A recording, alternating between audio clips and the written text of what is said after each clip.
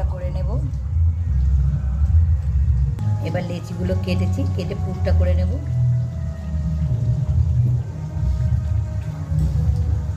যে পনিরের পুরটা করেছিলাম সেইটা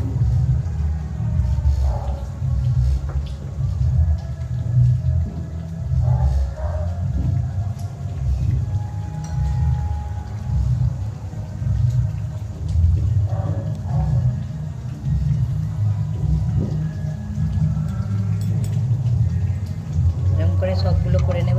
এবার এই লেচিগুলো হয়ে গেছে। এবার আস্তে আস্তে এটাকে আমি, কিন্তু মিউজিক চলছে, কালী পুজো, চারিদিকে মিউজিক, কপিরাইট হতেও পারে, জানি না।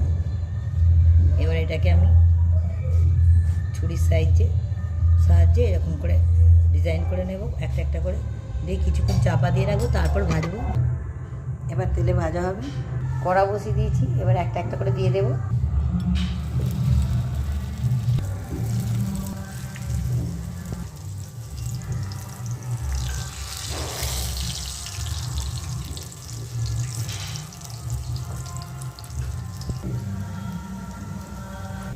সন্ধ্যের টিফিনটা কত সুন্দর হয়েছে দেখুন, রেডি।